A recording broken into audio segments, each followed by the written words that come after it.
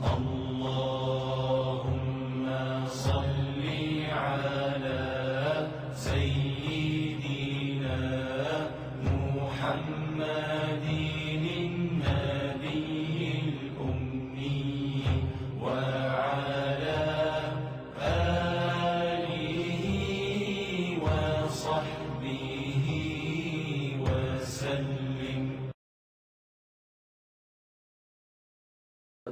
Bular chet ellarda, dunyoning har qaysi joylarida nurg'un Uyg'urlar yashayapti hozir.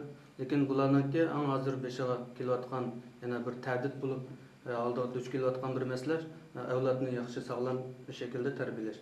Bir oilaniki cho'qim albatta bir oila islom dini bir oilaga yana bolaninki ota-onaning ustidagi mas'uliyati, ota-onaninki bolalar ustidagi mas'uliyatini alohida ta'kidlaydi. Shuning uchun ota-ona bo'lsa bolalarni tarbiyalashda oldi bilan uningga bir musulmon bo'lganlikka kafolat qilish, uni sog'lom bir musulmon shaklda yetiltirib chiqarish. Undan so'ng yana Uyg'ur bo'lgandikan, Uyg'urlarning tilini, milliy urf-odatini, uni sog'lom bir shaklda, shu vatanda qanday shaklda bo'lsa, shu shaklda o'rgatib, uni yetiltirib chiqish. Bunday qilganda vatanning kichik modelini oilaga bir oilada shu vatandagi oilani o'sha o'zining ichida oilasining ichida qurib chiqish yana. Shu shaklda u bolaninki ham musulmonlik, islomiy hayot bilan yetilib chiqishi, ham Uyg'ur bo'lib tili, dini, milliy urf-odat bilan yetilib chiqishi uchun bu oila dunyoning qanday yerda bo'lsa, mushunga alohida ahamiyat berish shart. Undan keyin inson bo'lgandan keyin fanniy jihatdan bilimlarni olish lozim. Shu o'zi yashayotgan davlatlardagi shu rayondagi har qaysi maktablarda o'qib, uningki fanniy jihatdagi kasbiy sohalarda bilim egallasa, lekin uningki diniy e'tiqodi o'zgarib ketmasdan, uningga herkes taqashmaydi, balki texim mukammal yaramli odam bo'lib yetib chiqadi.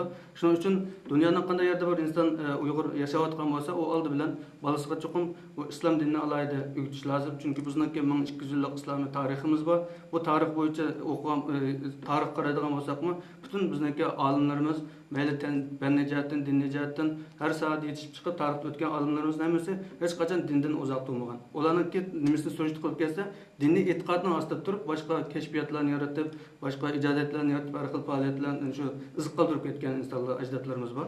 Shuning uchun biz yana qilish tegishli hozir diqqat qilish masala, yana u qanday bir muhiti bo'lsin, amal bor, bu bolalarga cho'qim shu o'ziniki nimasini o'rgatish lozim, uningki mas'uliyatini. Ya'ni bolalarningki mas'uliyatimi ota-onaga nisbatan islom dinida yana ota-onaga sen uf deb yuz qarma, yuz to'lg'ima yoki ularga itoatsizlik qilma deydigan alohida ta'limotlar va Qur'oni Karimda oyatda. Shuning uchun bolalar ota-onasiga cho'qim itoat qilish lozim, ota-onasining gapini anglash va ularning xizmatini qilish lozim bo'ldi. Bu to'g'rida bolalarga to'g'ri shaklda kichikdan boshlab oilada shuni tushuntirib, to'g'ri shaklda, ilmiy shaklda anglatsa bolalar qabul qiladi. Yana bir oila cho'qim ham fanniy jihatdan, ham diniy jihatdan, ham milliy jihatdan mukammal yetiltirishga nima kerak bo'lsa, shuni qilish lozim. Bolasini vaqtim yetmadi deb tashlab qo'yish bo'lmaydi. Chet elda chunki biz vatanning ichida bo'lsa, masalan hozir Xitoylar bizni burun tilimizni yo'q qilish uchun hozir universitetlarda darslarni yo'qotdi, Uyg'ur tilida dars o'tishni chekladi deb qaqshaymiz. Lekin hozir 4 yoshlik bolalarni hamiyati ma'lumotlarga nimani qurib hozir shunda yesillarni qurib Xitoy tili va Xitoy madaniyatini o'rgatadi. Bu og'ir fojia bizga nisbatan. Biz unidan qaqshayapmiz. Xitoy nima uchun bunday qiladi? Xo'sh, siz hozir temini vatanga olib borganligingiz uchun mana ashagi bir kirishni his qil zarurat epyapman. Ya benimki demoqchi bo'lganim, yana men misol qilib deyapman-da, lekin biz vatan ichida bilib o'tay. Men masalan hozir biz bu Yevropa miqyosidagi masalalarni analiz qilyapmiz. Endi vatanda bu ishlar masalan vatanda bolamni kommunist qilib yetdi ekan, dindan chiqarib yetdi ekan, yog'liq ot uzmaydi ekan, shuning uchun maktabga bormadim, tizimga og'izmadim deb bolalar qonun uchun o'ydigan, yarasti madrasada o'qiydi ekan. 8-sinflik, 5-sinflik, 6-sinflik degandek bu ma'lumot yo'q. Faqat bolalar qor va Qur'on yodlaydi ekan, yoki kitobdan bir necha o'qiydi ekan, yoki u madrasada qolgandan keyin shuni o'nallar o'qishni tang yo'lda qilib kelib, bolalar eng oxiriga kelganda bolalar masalan jamiyatdagi kasb sohasida huquq egallayolmagan yoki tijorat sohasida iqtisod egallaolmagan shunday hamma jihatda musulmonlar keyinda qilish sabab bo'libdi. Men buni shu hajga borgan vaqtimda hajga chiqqan ba'zi yaxshi niyetdeki insanlar ben balları 4 balam var, hemmisi karnopus yazgızmadım, mektepke bermedim. Mektepte okumuz qanda oldu asas xımartda. Desem o karım o komünist olgandan körü bir adam bolsun dedik öyde. Karımıldı mındaq öyde okuwatıdı, dewatıdı. Bunga qana qaraysiz vatandaki mush zulüm uçurayotgan qarindaşlarınki komünist mekteplerge bermeslik hareketiga. Bunu to'g'ri tushunamizmi yoki buningga bir aniq shu hozirgi muhitga qarata sizning qanday bir tavsiyangiz bor? Ya'da masalan biz o'qigan vaqtlarimizda, misol qilsak, biz o'qigan vaqtlarimizda o ya'da kommunist maktab biz vaqtdan bordi. Lekin o chaq biroz ma'rif, milliy ma'rifimiz yaxshi edi. Ya'ni biz o'qigan vaqtlarimizda Xitoycha darslar yo'qdi. O zamanlarda belki yaxshi deb qaraydim. Hozirmi balkim yerdagi maktabdan qat'iy chetnab chiqish bo'lmaydi. Lekin oila bo'lgandan keyin o yerda nurg'un o'rganish tegishlik, ya'ni bilimlar bor, shu mahallədagi boshlang'ich o'rta maktablarda bo'lsin. Ammo uni bermaslik mencha xato deb qarayman. Ammo uniki aqidasining o'zgarib ketmasi uchun oilada ota-ona mas'uliyatchiligini ado qilib, oilada ching tutish lozim. Uni sen maktabdagi masalan otizmlik darslar bo'ladi. O derslerge qarta onun sen bunu ağzaki lekin oilada onasi dadasi bolalarga vatanda otizmga qarshi dindan ta'limot berib qolsa, bolalardan so'raydigan maktabda berib, xonimi, muallimi, mudiri bolalarni yolg'iz olib chiqib, sana uyda Qur'on o'qitib o'tamdi, din to'g'ri so'zlab o'tamdi ota-ona degan. Bolalar kichikligidan, go'dakligidan deb sasish deyolmay, ota-onasini sen balanga besim qilsa, dinni tarbiya beribsa deb qo'lga olinib ketgan ahvollar bek köpken. Şunun için bu bizdeki vatandaki atalar kavapını yemey, zihnimi köydemey, balamını evetmey, onun terbiyesini almay, aşı ilqi, öydülamı ilqi ügütülgan nesini üzem ügütüp dep qarımlığa yoki nimaga ügütüpla asas xımariptin ballarını çıqırıp algan ahvallar varken. Bunu mu men ilqi, bunu anlaganımda men ilqi, ularga evettin desem biz öydüp ersek muştaq qildi degende men bunun da nima deb javob berishimni bilamiz. Siz qanday deb qaraysiz?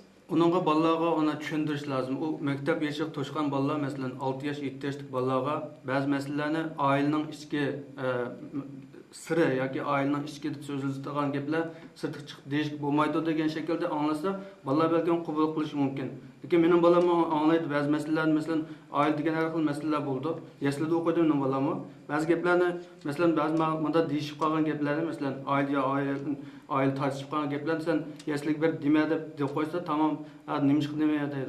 Sababini tushuntirib qo'ysa ma'qul manda ishga deb meni balam qabul qildi. Balalarga tushuntirish lozim buni. Lekin o balalarni yerda deb qo'ydi ekan deb uni o'gitmaslikka qat'iy bo'lmaydi. O'gitish lozim uni aqida, islom aqidasini o'gitib, maktab o nimasini tarbiyalash bilan birga o maktabga berib, u yerdagi o'rgatgan masalalardan, masalan matematika, hisob yoki kerak jo'g'rafiya ya shu rayonniki muhitiga asosan yana nurg'un milliy jihatdagi bizniki nimamiz fanniy maktablardami nurg'un nimamiz bor. Ammo o kommunist bo'lib ketadi deb uyaga bermaslik xato, chunki hozirgi dunyo vaziyatida shu bosqich boshlang'ich o'rta maktab, to'liq o'rta universitet hamma yerda o'xshash bir o'lchamlashgan bir nima qurollandi. Buni o'qitmasa, hozir xalqaro vaziyatda dunyoda hamma yerda nada bo'lsa shu saviyaga yetmasa, diniy aqida bilan barobar o xizmat qilish yoki uningki bir yaramli qadam bo'lib ketishi mumkin emas. Bolalarni muhim bo'lsa nima o'rgansin, uningki aqidasini islomiy aqida, millatini Uyg'ur milliy madaniyatlik puroqlik shaklda yetildirish, o ota-onaning qanday bedel to'lasa, mayli vatan ichida bo'lsin, mayli sirtida bo'lsin, bu butun ota-onalarningki mas'uliyati. Uning uchun har qanday bedel to'lashga tayyor bo'lish kerak, ham bedelni to'lash lozim. Yani o balalarni bazı nimalarni, qiyinchiliklarni ko'zda qo'yib turib, uni o'qishdan chekindirishga qat'iy bo'lmaydi deb qarayman. Menimcha bo'lganda bu masalada mening tushunchim. To'g'ri, har ish keltirib bizga ziyon. Balani o'qitmaslik ziyon, o'qitsak oxiratga ziyon bo'ladi. Masalan, balamizniki bayram bo'lib ketishi. Hozirda vatanning vazifasi shuni to'xtalsak, yani buningda biz qanday qilish kerak deganda, buning mislan bizning dinimizda bo'lgan bir yo'l yo'q bor. Qachon sen ikki zararga o'xshatish kelib qolsang, yangilarni tanlasang bo'ladi degan. Axafud dararay. Endi biz bu yerda ziyonni silishtirish kerak. Balamizni, avlodlarimizni savodsiz qoldirib, hamma jihatda oxirda qoldirib, yoki masalan bolalarimizni shu maktabga bermay diniy tarbiyalayman desak, diniy tarbiyamiz yetaklik emas vatanda. Tosaydigan bilan ba'zi qalbi qilimiz, ba'zi uni ziyon tortimiz, ishonch yo'q. Bugünü bu ders alagan, o'qalgan bo'lsa, ertasidan ahvoli bir xil bo'ladi yoki ustozi bir demak xabar uchraydi yoki o'zi demak to'xtab qolish ehtimolligini aytib ko'p. Demak, bu yerda biz zarar borda, har ikki taraf zarar. Lekin ikki tarafni tuzdig'ini Xitoy bo'lgan ekan. chunki biz mahkumiyat ostida yashayotgan bundaq hayotda bizning hayotimizning hammasi to'xtab o'stirib bo'ladi. Biz cho'qim bundaq vaqtda bosib o'tish uchun biz ashujimiz dushmanimizning quroli orqali ularga zarba berishimiz kerak. Ular bergan ta'lim tarbiyaninki oladig'ini va olmaydig'ini bor. Xuddi bir odamning oilasida yeydigan tomoqlarni qo'ysa, ba'zi bolalar "Masayni yemaymi, ani yemaydi" tanlash huquqi bo'ladi. Shunga o'xshash biz masalan shu bolalarga o'shadan degandek to'g'ri tarbiyani uyda berib, diniy aqida masalasidagi asosli agar shu ota-ona haqiqiy bolalarning kelgusi uchun o'ylanadigan ota-ona bo'lsa, bolalarni oilada aqida, iymon jihatdagi, axloq jihatdagi narsaga ular alohida ahamiyat berish kerak. Bu bo'lsa oyatdagi narsaning ta'siridan u cho'ng ziyon tortib ketmaydi. Ular yana saqlanib qola oladi. Ammo yana bir saqlanib dal aksi masalan bir musulmon davlatida deydi, bolalarni maktabga olib qo'ygan ota-onalar bor. U yerda diniy darslar beradi, islomiy axloq o'rgatiladi, aqida o'rgatiladi. Lekin ota-ona uchun uyda ular bilan hech qanday qarshi yo'q. Ota-onaning axloqi yaxshi emas oilada. Diniy tarbiyasi yaxshi emas, aqidasi yaxshi emas. Bunda ahvolda o'sha bola maktabda o'rgangan narsa bilan uyga kelib yaxshi musulmon bo'lib yashashi mumkinmi? Uningmi yana nurg'un qalama-qachilik chiqadi. Demak, bu yerda ota-onaning o'zi bir madrasa, bir maktab. Ana, dada bir maktab. Ular shu maktabda, maktabdagi ustozlardan yaxshiroq rolini joriy qildirsa, u bola hargiz teyib ketmaydi. U sirtdagi fanniy maktablardan oladigan natijasini oladi, uydagi nimasini o'zining nimasini saqlab qola oladi. Ota-ona ular uchun qalqon bo'lib rol o'ynab turadi. Mak bu hech ikkilasi taq o'ylab bilish. Masalan, buningda biz amaliy misollar bersak, shunda davrda yahudlarning hayotida bo'lgan, Germaniyadagi shu qattiqlik diaspora hayotida ularning besim bo'lgan vaqtlarda ularning tili cheklangan masalan. Tilni sirt so'zlash mumkin bo'lmagan. Bular dini hamma narsa o'xshab bizga o'xshashlar bir xil hayot kechirgan bular vaqtda. Bular kunduzi butun chunki maktabga boramiz bo'lmaydigan siyosat. O'xshashlar. Chuqur berish kerak. Uyg'urning beshiga kelganda kundular kelgan. Ashlarning shu derdagi tarbiyani chuqur elish kerak. Uni chuqur apagan ular. Apamiz bo'lmaydi. Ammo uyga qaytib kelgan vaqtda shu ota-onalar kechidan maxsus, hatto ularningki masalan tilga oid kitoblar bo'lsa, ular musodara qilingan, shular chiqib qolsa jazo. Xuddi bizlarga o'xshab bir xil hayotlar bo'lganda, ashlar shu bosqichni besib o'tgan, ammo g'alaba qilgan. Balları şu vaqtidami, ya'ni o'zining tilini unutib qolmagan, o'zining dinini unutib qolmagan. Shu vaqtidami sirtda masalan boshqa kiyinishni kiyinsa, uyga kirgan vaqtida kechlarda ma'lum vaqt 1 soat bo'lsa-mu, ash kiyimlarni kiyib turib, sening aslan ma'vo, sening kiydigan narsan ma'vo etdi, sening o'qiydigan tiling ma'vo, kitobing ma'vo deb shuni uyutib turib, axir shu avlodlar saqlanib qolib, hozir dunyo xo'jidor bo'layotdi. Asosliq tarbiyani shu o'zining dushmanidan elib, kerak bo'lgan narsa oilasidan kechab, dushmanning quroli bilan dushmaniga zarba berdi. Demek bularning fannilarida ularni oldi, undan keyin o'ziniki zidri ishlatdi. Demak, alg'i besib, yuqori o'rinlarda hamma yerda ishladi. Hozir har qanday yerga borsa, shularning gapi gap bo'layotdi. Bu biz masalan, to'g'ri bo'lgan, bizga foydali bo'lgan narsa, u kimning qo'lida bo'lishini qat'iy nazar, ashuni yakunlab shundan natija olishimiz kerak. Payg'ambar sollallohu alayhi vasallam aytgan al-hikmatu dallatul mu'min degan. Hikmat yana to'g'ri bir bilim, to'g'ri bir narsa, foydali narsa uchun mu'minni yo'qotib qo'ygan bir xazinasiga o'xshaydi. U qayerda topilsa, hammadan burun biz shu men buningga haqliq deb shundan foydalanishimiz kerak. Bu yerda shu kichik narsani o'zimizga bu o'zidan mas'uliyatdan qech deb tushunsa bo'ladi buni. Ota-onalar deb turib, "Voy bunda qilsak bo'lmaydi ekan, unda qilsak bo'lmaydi." Sen emas uning badaliga zodi o'shni o'rnini to'lg'izib beradigan bir o'rin bo'lsa, sen ichki jihatda uni ham fanniy darsdan beradigan o'rlashtirish qila olasan. Agar shuni kuchini yashsa, ba'zi iqtisodli oilalar bor, masalan, muallimlarga pul urib turib o'sha qilayotganlar bor, keyin aytib qolsanda, uning qo'lini yorib bersa, qurbini yashsa, qil uni. Ammo bu uni umumiy nimaga saqil bo'lmaydi. Umumiy qilib tushmaydi. Bunda aholi umumiy odamlar qanday qilish kerak? Chuqur undan foydalanish kerak. Endi biz bu vaqtlik narsa, ammo shunda qilib turib, bu o'zimizningki chiqishini shu orqali topmasak, hargizmi jahil qilib turib, bilimsiz qilib turib, hargiz natija tiklaymaymiz. Hargiz o'zimizga mumkin bo'lmaydi. G'oyaga yetkazib bo'lmaydi. Ilm Peygamberimizga tunji kelgan narsa ilm o'qish, bilish, o'rganish. Payg'ambar vasallam butun eng muhim bo'lgan hayotlarida, eng aldirish bo'lgan hayotlarida avlodlarningki bilim erishiga Payg'ambar vasallam alohida ahamiyat bergan. Hatto Qur'oni Karimda jihatdan o'dak bo'lgan ulug', o'shundaq shu ibodat farz bo'lgan vaqtda bir qism odamlar, bir guruh odamlar chuqum ta'lim tarbiyaga ahamiyat berish kerak. Avlodlarga ta'lim tarbiyani dinni o'rgatish kerak. Masalan, "Va makana mu'minun yanfiru" deb hamma mu'minlar jihatga chiqib ketishga ojatsiz. Bundan bir qismlar chuqum qilib o'shalarga ta'lim tarbiyasiga ma'arifiga ahamiyat berish kerak degan. Millatning kelayotchigini qo'rish. Albatta. Chunki bu ilm bo'lmagan millatda u hamma narsa orqali qilish tabiiy. Chunki u o'qigandan keyin achchiq tarbiyatan bo'lsa, undan keyin bola 16-17 da universitet nimasiga borgan vaqtida o'zininki bir xil nimasi bilan to'g'riniki, qaysi to'g'ri, qaysi noto'g'ri o'zi bilib yetib chiqa oladi. Buningda endi ma'lum jihatda albatta ota-onalarningki tirishishi bilan birga duosi, undan keyin ularni mushta yaxshi muhitlarga imkon bor erishtirish. Mesela masjidlar bilan ularning munosabatini bog'lash. Garchi masjidga bir fursat qilinmasa-mu, onun yeni yolunu tepip mescid bilan muamelesini bağlash, namazını o'qitish masalan, Allohninki o'zini yaratgan egasini kimligini tushunish, bu eng asosiy ilmlardan birisi. Buni ayirib qilish bo'lmaydi. Mushu orqali qilinsa, buningda endi bu bir insonning sifat bilan o'zimizdagi barchaklik kuch bilan tirishib boqamiz, ammo oxirsida natijani Alloh yaxshi biladi. Demak, ixlosimiz bo'lsa bir ishda, niyatimiz to'g'ri bo'lsa, harakatimiz to'g'ri bo'lsa, Alloh uni cho'qim yaxshi natija beradi deb tushunaman. Masalan bir ota-ona sizlar degandek, masalan asosiy tarbiya gerçi komünist maktablarda, Xitoyning maktablarida asosiy tarbiya bilan ketilib, otizm tarbiyasi berilgan bo'lsa-mu, men asosiy tarbiyani elish uchun bolamni avatiman. Inandan keyin diniy tarbiyani, axloqiy tarbiyani uyda maxfiy holatda oila tarbiyasi bilan yetishtirman deb boshqa olimlarning xizmati bilan yetishtirman degan yaxshi bir niyatda balasiga shundaq bir tarbiya andizini qurib buni avatib, agar bola ota-onaninki uyga mutobiq natija chiqmay, qozonolmay, kommunist bo'lib ketib qolsa, ota-ona Allohning oldida gunohkor bo'lamdi, bo'lmamdi shuning bir diniy jihatdan ilqi. Endi bu nurg'un masala, bu masalada gunohkor bo'ladi, bo'lmaydi degan narsani Alloh o'zi belgilaydi. Demak, bir odam o'zining da'voisida men yaxshi tirishgandim, niyatim yaxshi, men samimiyatdim deb bizlarni qoyil qilishi mumkin. Agar shu gapida Allohni qoyil qila olsa, Alloh albatta uni kechiradi. Ammo u eg'izda chiqqani bilan samimiyati to'g'ri bo'lmagan bo'lsa, Alloh eng yaxshi bilguchi. Endi Alloh uning bergan o'zlariga Alloh qanoat qilmasa, albatta uni o'z loyig'ida bitirib qo'yadi ekan. Bizning ahvolimizda mazlumni Alloh albatta marhamati bilan, o'z rahmati bilan qabul qiladi. Hargizmi Alloh mustazafina qatarni Alloh bikadim baka jazolash, uni qilish Allohninki kattiligiga, Allohning rahmat rahim sifatiga loyiq emas.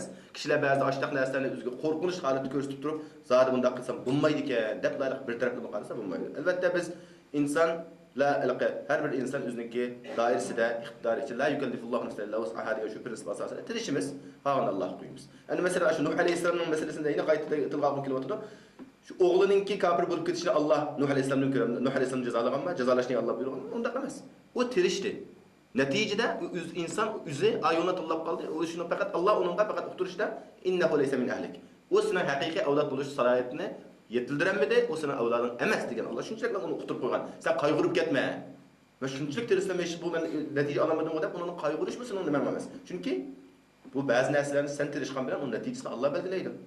Payg'ambar alayhisalom o'zining tog'asini shunda tirishib islomga kirgizmagan, qayg'urgan lekin Alloh uchun uningga tasalli bergan. Bu ish seninki o'ylaganda bo'lgan emas. Allohning plani, Allohning hikmati ayrı. Lekin biz inson bo'lish sifatimiz bilan mu'min bo'lish majburiyatimiz bilan o'zimizningki islomiy o'zimiz ustiga qo'yilgan yuksak majburiyat va mas'uliyat va nimalarni ko'z turibchi biz balki men bir o'zimningki oila nimamda, doiramda men bir xil narsa tarbiya nima tirishishim mumkin. Yana bir qarindashim undan tuvarroq yoki yuqori tirishishim mumkin. Har bir inson o'ziningki doirasida harakat qilish kerak.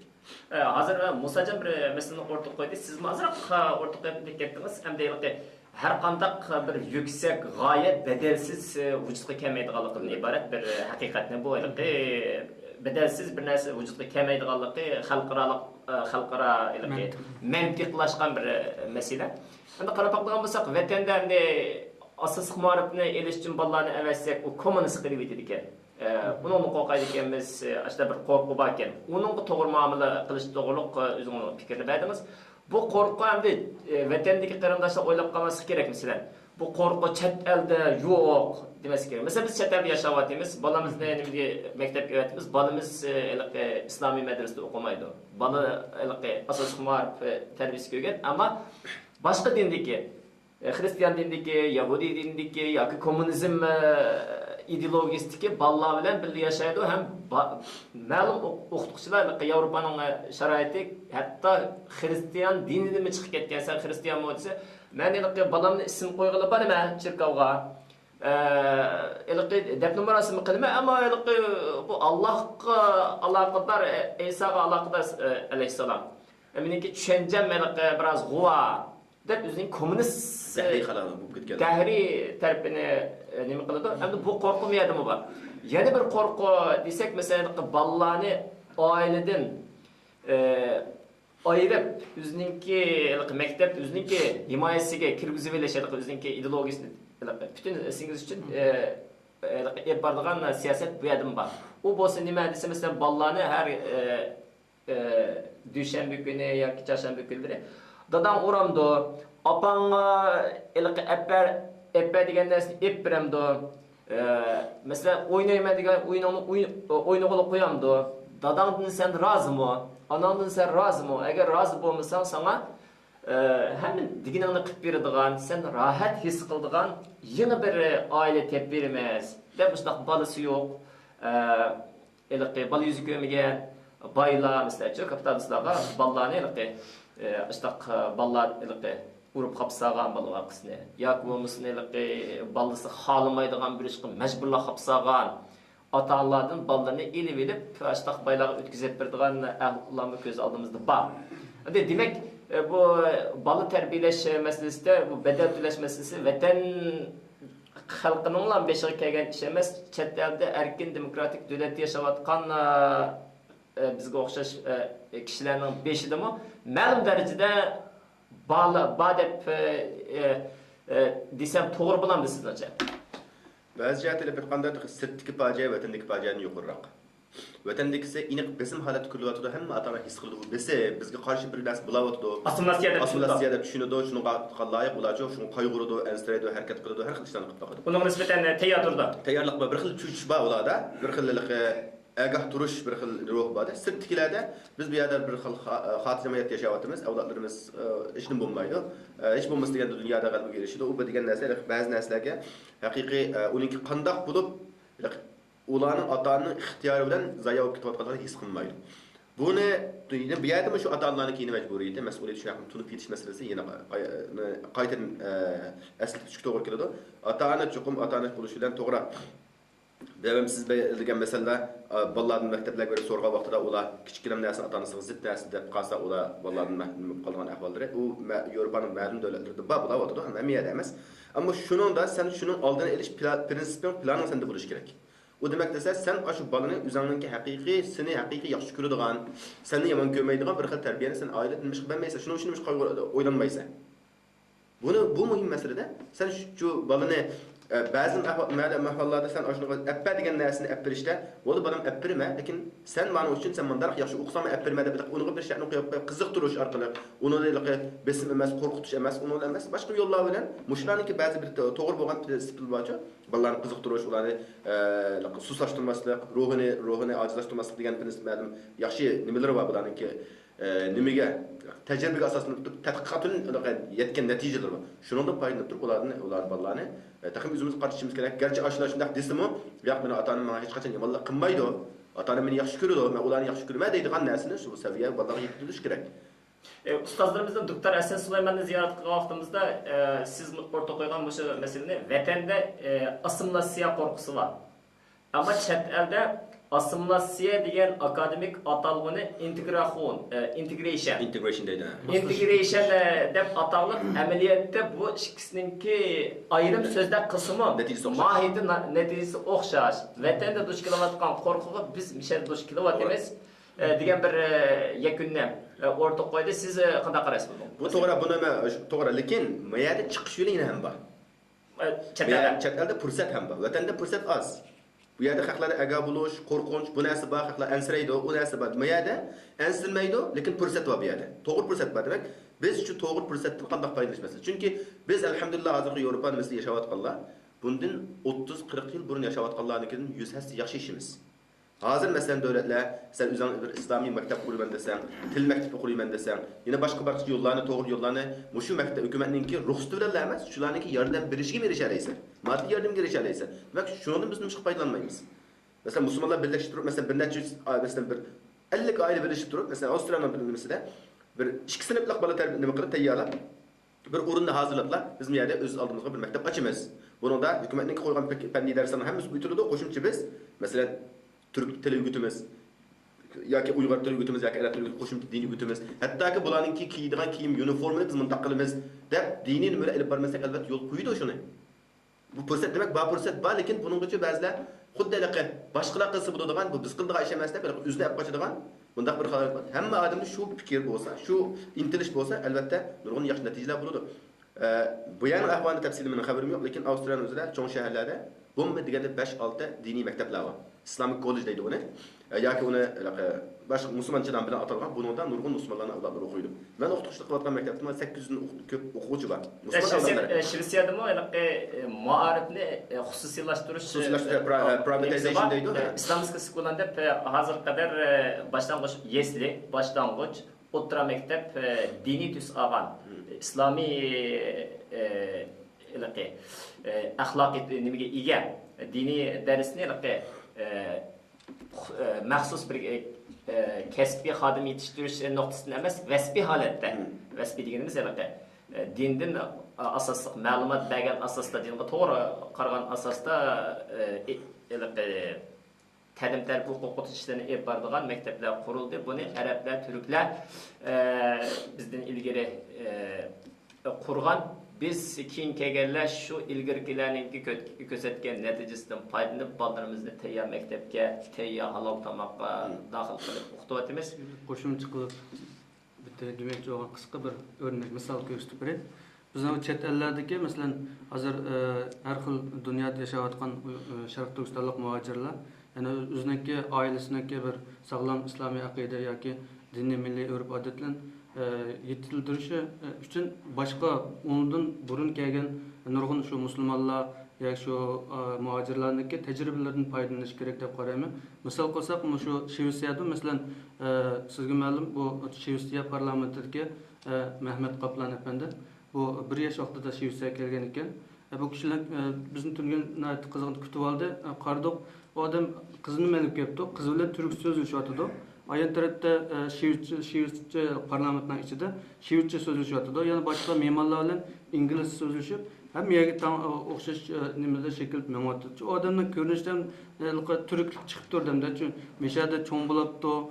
Özneki Türklik kıyafetleriyle şu Türk şekilde yaşayırken Müslümanlıkla saklanırlar yaşayırken. Müslümanlıkla saklaptır parlamentga kirdi. Parlamentga kirdi. Aşulniki şu bir neticede hem de bu chet elde durup yani özünün devletinin başka bir devlette yaşayıp başka milletlerle yaşayıp çoğunlup yetilip çıkıpmı yani özünün milletini saklap kalgan, İslami akidesini saklap kalıp durup yani şu milletinin aldan qatarda yaxşı neticeler kol keltirip parlament azası bulup hizmet kılıp tuttu. Şununki tecrübelerden faydalanish ajna o'xshash dunyoning boshqa yerlardagi boshqa davlatlarda nurg'un insonlar bor. Ashullarniki tecrübelerini chiqib foydalanib ashullar yaqin turib shundan qanday shaklda ashulning oilasi shunday bir natija qozondi. Shu tecrübelerden foydalanish kerak deb qarayman.